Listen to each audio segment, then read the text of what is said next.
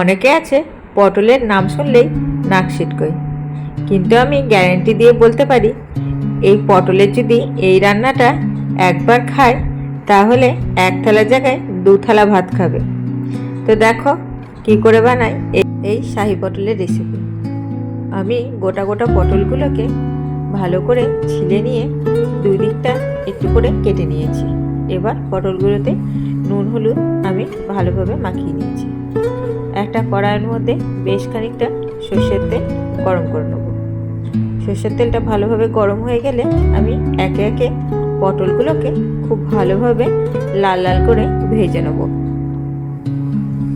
পটলগুলো উল্টে পাল্টে ভালোভাবে ভাজতে হবে যতক্ষণ না পটলের গায়ে লাল রং ধরে আসে। দেখো আমাদের পটলগুলো খুব ভালোভাবে লাল লাল করে ভাজা হয়ে গেছে। এবার পটলগুলোকে আমি তুলে রেখে দেবো। এবার ওই পটল ভাজা তেলের মধ্যে দিয়ে দেবো 1 চামচ পেঁয়াজ বাটা। পেঁয়াজ বাটাটাকে দিয়ে খুব ভালোভাবে ভাজা ভাজা করে নেব। পেঁয়াজটা ভালোভাবে ভাজা ভাজা হয়ে গেলে এবার ওর মধ্যে দিয়ে দেবো 1 চামচ পরিমাণে আদা রসুন বাটা।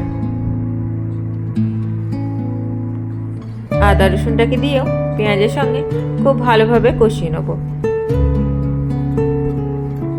এবার ওর মধ্যে দিয়ে দেবো স্বাদ মতন লবণ, পরিমাণ মতন হলুদ, আর দিয়ে দেবো ঝালের জন্য শুকনো লঙ্কা গুঁড়ো। ব্যাস ওই গুঁড়ো মশলাগুলোকে এবার ভালোভাবে পেঁয়াজ আদা রসুনের সঙ্গে কষিয়ে নেব। গুঁড়ো মশলাগুলো ভালো করে কষানো হয়ে গেলে এবার ওর মধ্যে দিয়ে দেবো 2 চামচের মতন ফেটিয়ে রাখা টক দই। টক দইটা দিয়ে খুব ভালোভাবে মশলাটা কষিয়ে নেব। দেখো টক দইটা দিয়ে মশলাটা ভালোভাবে কষিয়ে নেওয়ার পরে এবার দিয়ে দেবো কাজু বাটা। অল্প পরিমাণে কাজু বাটাটা আমি দিয়ে দিয়েছি। কাজু বাটাটা দিয়েও খুব ভালোভাবে মশলাটা কষাবো। মশলা থেকে দেখো আমাদের খুব ভালোভাবে তেল ছেড়ে দিয়েছে। এবার ওর মধ্যে দিয়ে দেবো আগে থেকে ভেজে রাখা পটলগুলো।